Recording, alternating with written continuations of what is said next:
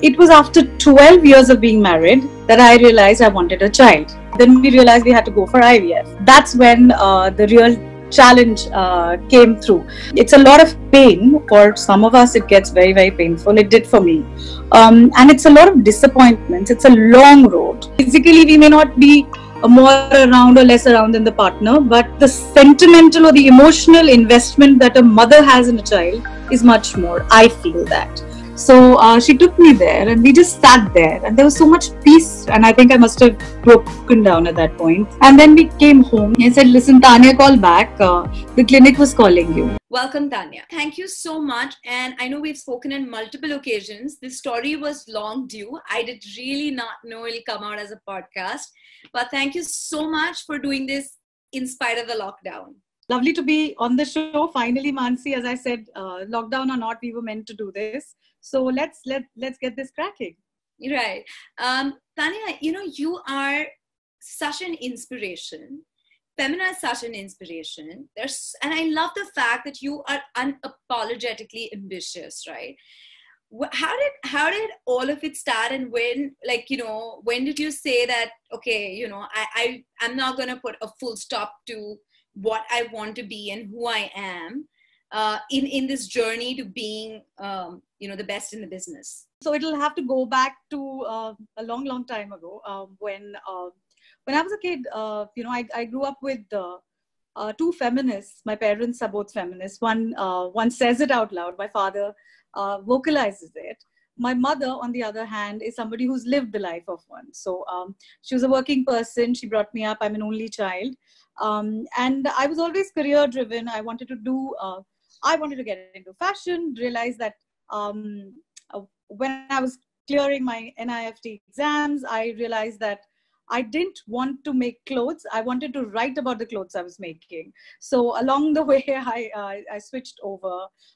Then I got into news. I worked with the BBC, etc. So, it was kind of set out for me. It was destiny. But yeah, I was very driven right from the beginning. And along the way, I fell in love, got married to a man of another religion. Parents were very cool about it, etc. And I was really, really young when I got married. So this was when I was about 22 is when I got married. And my mother was like, that's it. This is the end of all your career dreams.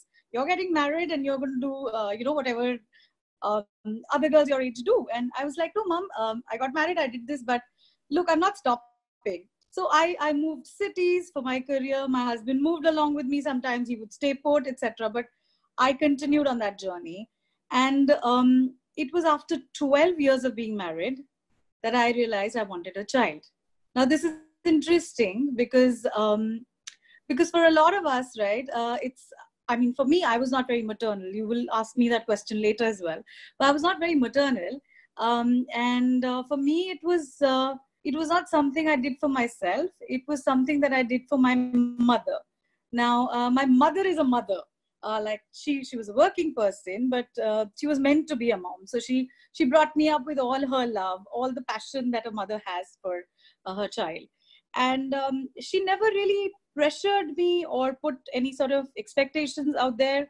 But I could see in her eyes every time she'd look at, my friends' kids, they'd come visiting, or we had our cousins' kids, etc., who'd come, and she would look at them, and I would see that look in her eyes, and I'd be like, okay, I'm probably not doing the right thing by not giving her a grandchild. She deserves one. And we had that little chat, and she said, yes, well, I would love it if you could. My husband always wanted kids. So I then realized that, it was not fair on my part to not. But tell me, what was the process in those 12 years? Like, when because this typically happens, and it's happening to a lot of women today, right? We always feel that having a child is going to delay everything else, or it's actually going to put a full stop to every dream that we've had. Okay, whether it's growing up or, every dream that we've actually built for ourselves or our parents have had for us. What was the process in the 12 years? Why were you resisting it? Or, how did you feel? Like, I know there are many questions laced one after the other, but one, why were you resisting it for so long? Second, what was going through your head when you saw friends getting pregnant, or you saw colleagues getting pregnant, or you saw, people at work saying, oh, she doesn't have a kid, so she'll make us work longer. Because being a boss lady is another facet altogether, right? So tell me all of these three. Right. So, like I said, there was no maternal instinct. Also, there was no pressure, interestingly enough. Like I said, my mother never put any expectations forward. My husband didn't. He did want children, but I mean, it was all a very, it was all about choice, right? So it was my choice to have or not, because my life would change 360 with a child. So it was left up to me. Like I said, not maternal, so I like children from a distance, and so it didn't bother me so much. I still like children from a distance, except for mine, and she jokes about it also. So anyway, I'll get to that. My daughter has understood her mother's non-maternal instincts, but yeah, so it didn't bother me at all for 12 years, and it wouldn't have bothered me any further also if I didn't see that, like I said, that look in my mother's eyes every time she laid her eyes on my friends' kids.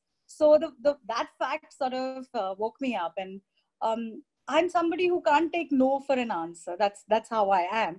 So we started trying then, and it didn't happen. So about a year and a half of trying, and I was thoroughly, sort of challenged by the fact that I couldn't. And that's when I said, look, now I will have a child. And what age was this? Like, how old were you? So I was 22 when I got married. After 10 years of marriage, I sort of started trying. And, after 2 years, 1.5 or 2 years of trying, then we realized we had to go for IVF. And that's when the real challenge came through. I'll tell you how this happened. I approached an IVF expert at about, this was when I was 32. And 32, 33.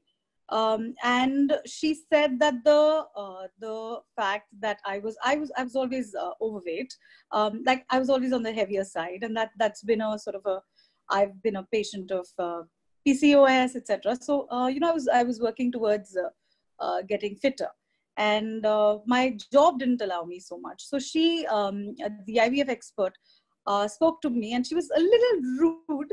And she said something to the effect that you're judging Miss Indias, because I used to judge the Miss Indias at that point. She was like, don't you ever feel like you should lose weight? And I was like, hey, listen, don't talk to me about, how one should look. You should talk to me about being fit, yes, and I will take that. But don't talk to me about how I should look, etc. So I didn't quite like that. And I walked out in a huff. She's a very well-known IVF expert. And I walked out in a huff, and I told my husband, look, I'm not going to try. And maybe we'll just adopt a child, etc. But Dr. Firoza Parekh came into my life quite strangely. In fact, we were in a panel discussion, and she was there, and I just chatted with her, and she said, listen, I told her about my concern. I said, why don't you just drop by? And she's one of the sweetest people I have. I don't know if you know her, but she's one of the sweetest doctors. Yes. So I started going to her, and that was another struggle, because I had to go every day for my treatment, and it was not easy at all. I can tell you that. But yeah, I think I'm getting ahead of myself. I should start from the beginning and tell you that just opting for IVF was another big struggle, because I was just going to ask you that. Like, tell me the mindset when you accepted, dude, this ain't happening. I need professional help, because that is, that acceptance is a big thing for a lot of couples as well. Yes. And it's not easy, of course. I mean, parenting is not easy. Starting the journey of parenting is not easy. So, so when I tried, like I said, I tried for about a couple of years, 1.5 years. And, we just didn't have any success there. Must have tried medication, etc. also. But, nothing really works like, treatments like in vitro do. So, I was reading up, and I was meeting a lot of gynacs also as a part of the process of, the issue that I bring out, or the magazine that I bring out. So in that process, I started finding out about the best IVF doctors, etc. And like I said, it was a missed call with this particular IVF expert. But Dr. Firoza Parekh came into my life, and then she explained to me that it's not going to be easy. Don't expect it to happen immediately. It's a lot of blood, sweat, and tears, really, at the end of the day. It's a lot of pain. For some of us, it gets very, very painful. It did for me. And it's a lot of disappointments. It's a long road, really. And I sat down with my husband. We discussed it. And then we started the process of IVF with Dr. Parekh and her team. And it used to be really interesting because I would, there were, every day one has to go, right, for our injections, for our treatment. So there were 3 injections that I'd get every day. And I did 2 cycles, which were unsuccessful. So it's a lot of disappointment in the journey. But the doctors used to say that they would expect to see what I would wear every day to the hospital, because I would have the event coming up and I would go dressed in a Sabyasachi sari one day. I'd be in, because right after that, I would rush for my events. And, if you're judging something, you obviously have to be turned out in a certain way. And that's not how a hospital expects you to walk in. But I would have to. So, it was all of that. Your state of mind with those disappointments, like how many sticks did you pee on? And when you didn't see those 2 pink lines, did you feel like, why me? Why didn't I do this earlier? Like, who did you want to blame? I think this is something that we psychologically sort of impact ourselves with, and we blame ourselves because obviously you didn't do it earlier. You didn't start earlier. In fact, I didn't even think about it for the first 10 years of my life, married life. And then I suddenly realized that I should be going ahead. What I didn't mention is that there was a miscarriage in the beginning of the marriage.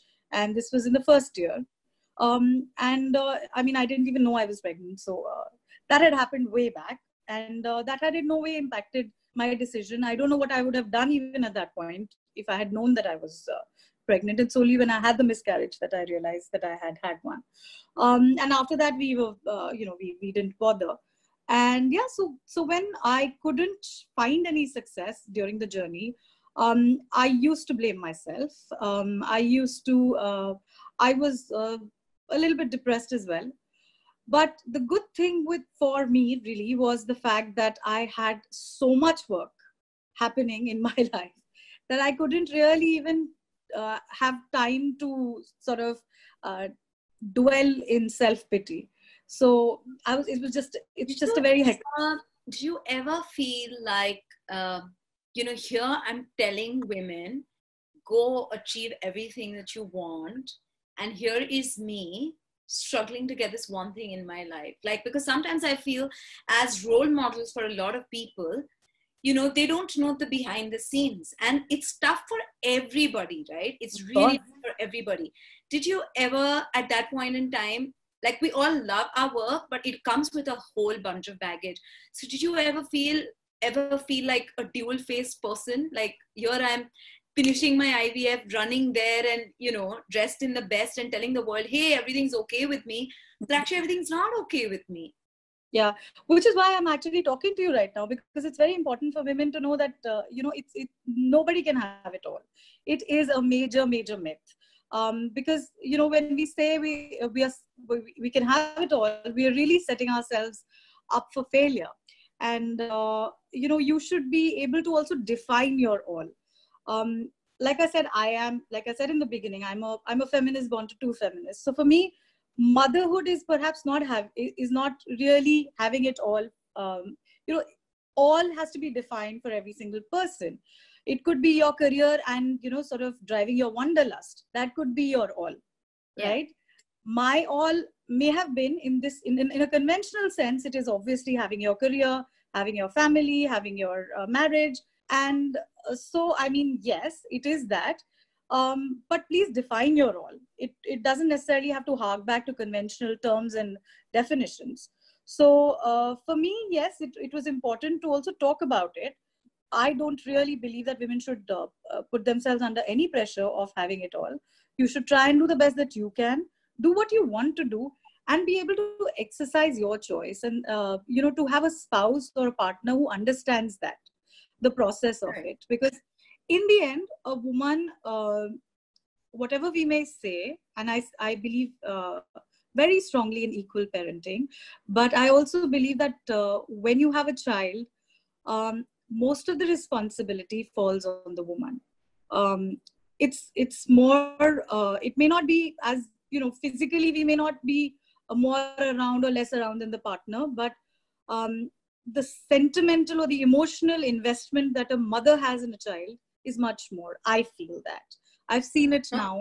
I absolutely concur with you, because I just feel that, and I tell this to a lot of women, we are just wired differently, right? Yeah. A large part of it could be conditioning of the way Indian families are brought up. But I feel that a woman is just wired to have a baby, right? Like the way we think, probably somebody cannot. I love how you spoke about all the stakeholders, like your partner, your doctor, your parents. And it'll be wrong on my part if I didn't include the work, because a large part of women would go, who are probably finding solace in this conversation, don't know how to break it at work, because I am sure that your folks at work need to understand, listen, she needs to step out for a personal agenda, come right back. She needs to take off because she's going through a medical emergency. She needs to take this time off to do XYZ or whatever it is, right? How did you have that conversation at your workplace? Was it awkward? Should women go ahead and open up to their bosses, colleagues about this, or is it becoming too vulnerable too soon? So, I was in a place where perhaps I was fortunate. I had a very supportive CEO at that point, somebody who understood, the fact that I needed to do this at that time. And in fact, I had confided in him about, this journey. And I told him that I was open to taking a break if need be. But he was okay as long as the work was being done. And we discussed it at length. I told him nothing would suffer and nothing did. I have a fantastic team. I have to say the support system that I talk about at home has an equal and as strong a support system that I have at work. So my team has always been extremely supportive. There were people, my executive editor, my production editor, they were holding it together for me as I stepped out. And yes, it used to be because my workspace is about 5-6 kilometers from the hospital, and so every day it would mean taking a 2.5 hour break in the middle, go out and get stuff done, and get your injections and everything in place, and then be back or go for an event or whatever was required. So yes, my team was holding it together for that duration, as well as went through the pregnancy. And my pregnancy was not easy. I will take you through it, as we talk. But I had a huge support system. It is not easy if you don't have that. Would you encourage women to open up to their folks at work? Do you think it's, like I said, do you think it's being too vulnerable too soon, or gauge what would your advice be to them? My advice would be to speak to your HR for sure, your immediate supervisor. Tell them your concerns. Some women, at some point have already made up their minds to go with it, come what may. So if you're prepared for that sort of a talk where you tell them that, look, this is where I am headed. This is what is priority right now. And this is what I'm willing to do. I will not let, obviously, my responsibilities suffer. I don't see any good professional setup saying no to a resource like that, saying that you can't follow what you want to, as long as your work is not suffering. So I would feel that, you should confide, you should tell, you should inform, because you don't want to be, you don't want to be caught on a sticky wicket with that. If you're away from work for way too long, and if your work requires you to be there 20, maybe a 9 to 5 job, then it may not be very easy. However, have that discussion with your HR, with your immediate supervisor. As they value you as a worker, they will not let you go, not because you are out for 2 hours. I don't think that would happen. Right. Tell me, in this time that you had that conversation, did you try to overcompensate at work because you did not want others to feel that, hey, she's going through a personal problem and, I don't think she's up for it, or I don't think she is doing her best or whatever. And so did you try to overcompensate? Because that's another thing that women, or, especially heading towards the family way, they try to overcompensate, trying to make up for people believing that, hey, she needs to leave, or she needs to do this, or she has another agenda. And women tend to overcompensate. Did you get a sense that you were doing that as well? So like you rightly said, I'm a workaholic. workaholic. I must have been overcompensating from right from the beginning because I only know that bit, and I take great pride. I thrive on work pressure and deadline as well. So yeah, so I quite enjoyed the whole process of putting my magazine together when I was not going through this really difficult IVF journey, because it was a lot of pain for me. And I was dealing with the fact that there were 2 disappointments already. So I think, physically exhausted. And I was, like you said, I was working hard, but I was always working hard. So I don't think I overcompensated at that point. I've always been working hard. And my job thankfully allowed me to be away from the office, which I don't think a lot of people have as a choice. So it wasn't so much the job as the fact that there were disappointments lined up. Because, when you're going in, you think, oh, I'm dealing with this thing in a medical format. I have a professional at work, sort of sorting out my issues, and this will happen. And then you'd go with the first cycle, which you expect will reap immediate results. It doesn't. And then it's another 3-month-long process of getting your injections, getting your medication. Your body's being given a cocktail of medication, and your hormones are running amok, and everything is pretty much going. The way your body is reacting to things is extreme, and your reactions also are extreme because your hormones are at play at that point. So yeah, so there was all of that, and at work, yeah, there are people who will always question your absence. There will be colleagues, there will be co-workers. Like I said, I have a team which is very supportive, but I have other departments as well that work. So I'm sure there were questions being raised about my absences through the day, etc. But as long as I was doing my work properly, my product was looking good, there was nothing very serious that was raised. Yes. Then after the second cycle failed, and how did you convince yourself for the third? I know that you are ferociously, like rooting for it, and you're not going to take no for an answer. You already made that, statement right up front. But how did you, was it like that moment that you said, no, I can't do this, or you said, I am going to do this? So in my case, they realized that they would have to do something called IUI, which is a sort of another kind of treatment, which focuses, on harnessing a single egg. And we went in for IUI as a third process. However, and this is very, very interesting. You have to hear this because it's I'm pretty agnostic, and I don't believe in religion as such. But this happened with me, so I should talk about it. So this is my third treatment. This is IUI, and I go to the doctor, and they're looking at the scan, and they are they're very disappointed. They tell me this is your third, and mostly we'll be looking at surrogacy, or you could opt for adoption. And I was anyway exploring those options separately as well. So, and the doctor had in fact spoken to me about surrogacy at length, and I had discussed it at home as well with my mom.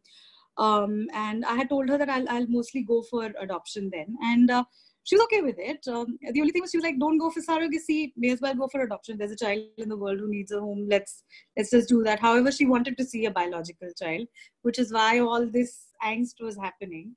And so, yes, so we go in, and in the morning they say in the scans, there's nothing. So my mother was with me. She went in. Oh, by the way, I didn't mention, my mother used to go in with me every day for the treatment. She would just sit outside for moral support. So she was there with me, and she just held my hand, and she said, listen, we'll go. So there is a temple called the Siddhivinayak temple. And she said, listen, we'll go to the Siddhivinayak temple. We'll just sit there. You don't have to. And she tried to literally drag me, because like I said, I'm not religious. So she took me there, and we just sat there, and there was so much peace. We just sat there, and I think I must have broken broken down at that point in the temple, and it was really emotional for us, both of us. And my mom was there, and I think both of us were in tears at that point. And it's okay to talk about it, because I think everybody derives strength from conversations like these. So I'm talking about it openly. So we sat there, and it was about an hour and a half. And then we came home. This was in the evening. My dad was waiting when we came in. He said, "Listen, Tanya, call back. The clinic was calling you." And so I said, "Okay, fine." And they said they saw 7. I think they saw 7. So in fact, the IUI had turned into IVF, and they saw some 7, fertilized eggs. And they said, "This is amazing. We've never heard of something like this." And Dr. Parikh works with the Kashmiri, girls, and she goes for camps, etc. So she was in Kashmir, and her team had done the scan in the morning and in the evening. And they said, "Should we convert it into IVF?" And I was on the phone, and I said, "I mean, if you're seeing this," they said, "because the doctor's in Kashmir, we can't reach her right now." And I said, I think I'm going to just Google now and figure this out, but let's just do that. And so we did so. And then doctor called me at later in the night, and she said, "So what is happening? I heard, and I think you've just taken a decision on my behalf." And I said, "Doctor, I just have." And so it happened. This was the 3rd IVF, and it just happened. So I mean, it's kind of a miracle. I don't know. And did you, it's literally like a climax I was waiting to hear, Tanya. It was just so amazing. I'm sorry. But first of all, thank you. I mean, I can't believe that you're being so open about this conversation, because I really know that there are hundreds and thousands of women waiting to hear the story, because they've all experienced it. They've just never spoken about it, and that's never given strength to so many other women to talk about it, right? What do you ever question what changed in those few hours that you were not around? Do you ever question, like, what was that power that did it? I have no idea. I just think I was willing it to happen. I had worked towards it because I had controlled my. I'm borderline diabetic, so I had controlled my diabetes. I had shed about 10 and a half kilos. I had over the this was the 3rd cycle. So over those 2 cycles, I had also proactively worked towards it. By getting fitter. And I don't know what happened in those few hours from the morning to the evening. I mean, my mother and I still talk about it, and we're, I just don't get what happened, but it did. And I think it's just a lot of positive vibes, a lot of positive energy that went in there. Just the hopes and all the things that we had worked together for. I truly believe that my mother willed it into being, because there was no other way. I had to literally be dragged to the temple. So and I, for somebody like me, to break down is a big thing, and to admit that I broke down is an even bigger thing. But I'm speaking about it because I just think that it gave me a lot of strength, the whole process, the emotional process that it was. And even the call that I took at that point, because the doctor was not available, and her assistants were a little wary of talking to me about it without the doctor's permission. But because she was not available, they just said, "What do you want to do?" And I said, "Let's just go with IVF at that point. And instead of pursuing IUI now, what is the point? I mean, you have your 7. You should just go with all of those." Tell me for that moment, and then how much time longer was it that you realized that, okay, I am actually going to have a baby? So what was the process between knowing that, okay, you have a successful IVF, and then after? What was that process like? So that as a process. So like my pregnancy, I have to talk about at length to you, because that was a very painful process. At some point I developed, there was water retention. So I was admitted after the IVF was successful, and I was not really the IVF being successful, but the fertilized eggs being put back into the body. And I was admitted for water retention in the hospital. And I was to know in a couple of days.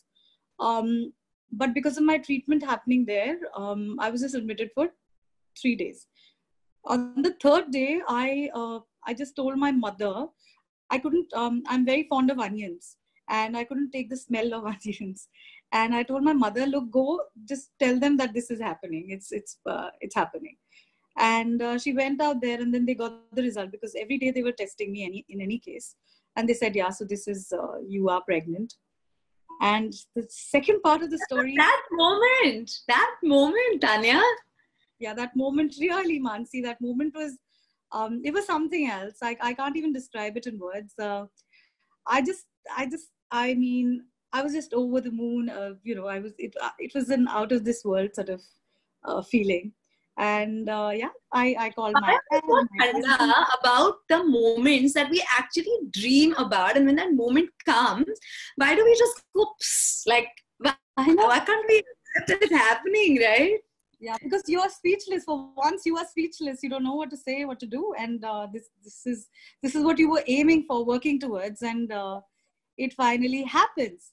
And then it's a bumper happening. This is the bit that you should hear. Because I had conceived 3. Wow. And yeah, so this is the bit that was. So this is way back. This is 2011 November, October. Yeah, October. I had 3, and they said, and I'm an only child. You have to understand that I was only aiming for an only child. Only child, no maternal instincts, having it for husband and mom, ferociously ambitious, और अब भगवान देता है तो 3 एक साथ. Chopper party. I got 3, and so yeah. So I mean, again, it became very emotional for me, because I was dealing with a lot of medical issues at that point, and the doctor said you could keep all 3. And my gynaec also said the same thing. And they were monitoring me, because I told you about my water retention, and I had lots of other issues, like my bones were getting affected because of the diabetes bit. And during your pregnancy, there are certain hormones that affect your bones, so I was getting treated for pretty much everything. I landed up on a wheelchair at some point. By December, I was on a wheelchair, and it was a traumatic process, because I wanted to continue to work even during my pregnancy, be at the workplace. But that was not to be. So I spoke to my CEO, and I again explained to him that, look, this is happening. I'm open to sort of, moving on if need be. But he said, look, if you can operate from home, let's just do it like that.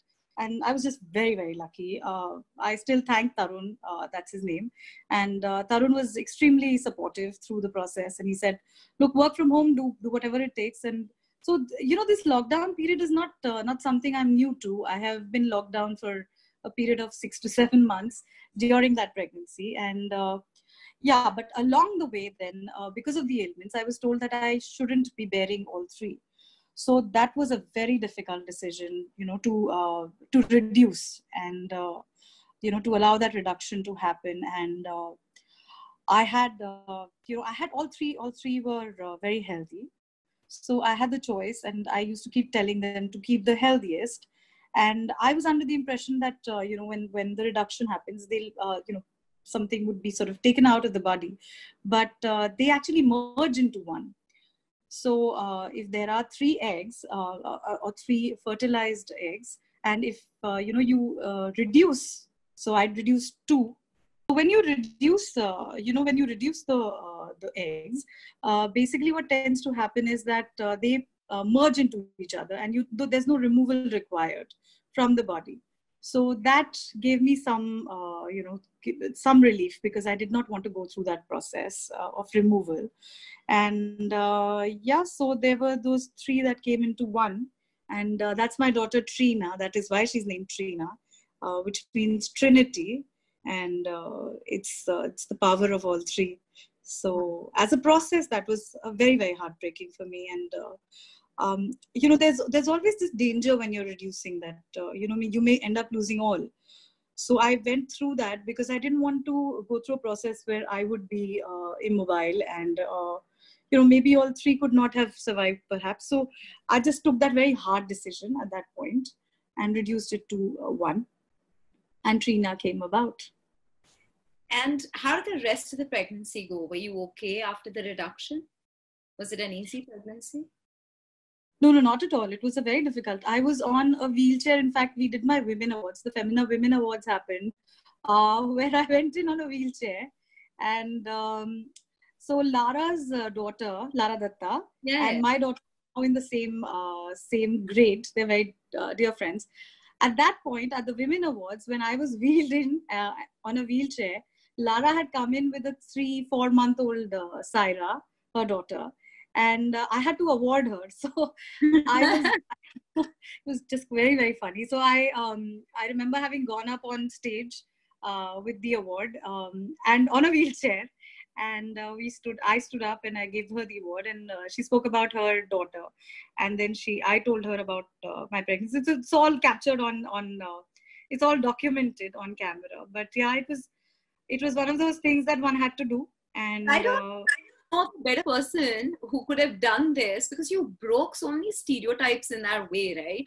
Like, I mean, I really don't know who else, right? Because you actually have the power to influence so many women. And if you can do it, I mean, you know, I'm sure there's so many other women who think, listen, why can't I do it, right? Like, so I think it was so you know, brave of you to say, listen, I mean, it would be so easy for you to say, listen, I'm not going to be presenting because I don't think I can go up on stage like that, right? Because vanity is a big metrics for us in terms of, especially for women, in terms of, you know, in terms of everything for us, right? So tell me, when you held your daughter for the first time in your hands, did you feel like the realization of a dream, saying, this is it, this is what I've always wanted? Absolutely. In fact, again, this has to be told from the beginning, because she came a month earlier, and I had in fact gone to the doctor this was May 28th. I had gone to the doctor to tell her that for a regular test, and to tell her that it was my parents' wedding anniversary and that I was heading for lunch. So she said, wait, you can have your lunch here.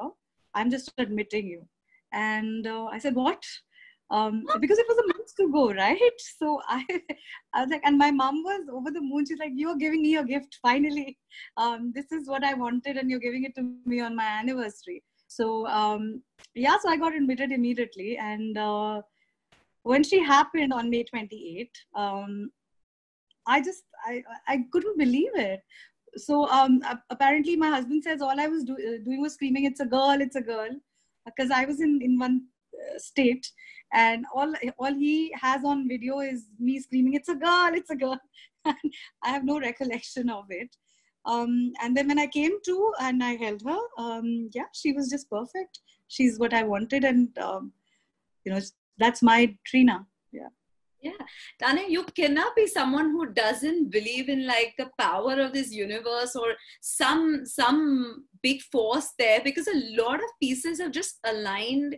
Or maybe, I don't know if it's your mom who's a very strong believer, but everything just aligned and happened on like specific dates. So I feel like, strong believer. Yes, I told you I believe in the power of women, and this is a very strong influence on my life. And yeah, she was just she's just.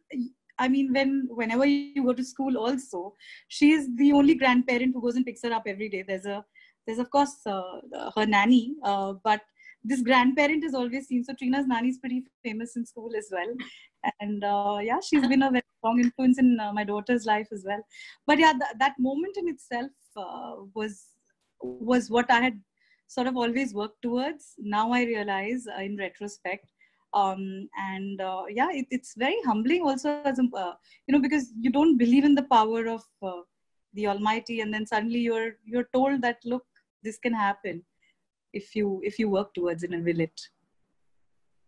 Absolutely. Tell me, a lot of women, after they get something that they've been chasing for forever, they feel, okay, ye to ab to ho gaya hai, I'm not going back to my old normal. It would have been the easiest for you to quit and say, listen, I have worked so hard to get to having my daughter, gone through so much of physical trauma, put my body at so much risk. I want to give it my all and not go back. Did that cross your mind? Never. Because that was the deal. I would have a child, and the child would be a part of everybody's life, and she would be the most important part of our lives. But the idea was never to, it was never an option. It's never been an option for me to not work. So I would have anyway gone back, whether I would have gone back to Femina or to another place. That would have been the only choice, really, because not having a career was never a choice. Tanya, thank you so very much. I mean, I'm sure this one is going to help so many women to make more empowered choices, more informed choices. And just, I'm sure it's going to resonate with so many women at so many different levels. So thank you so much for like literally pouring your heart out. I did. I told it all. And this is really the first time I've spoken at length about the whole process. I quite enjoyed talking to you, Mansi. I think what you're doing is very interesting because you're talking to women and telling them that, look, I mean, there are others like you who have gone through this path, through this journey. You may choose to do what they did, or you may choose to, create your own paths. So go ahead and do that. As women, we should stand by each other. I strongly believe in sisterhood. And I think you've got a little circle going. So good luck. Thank you. Thank you so much. Thank you. Thanks very much, Mansi.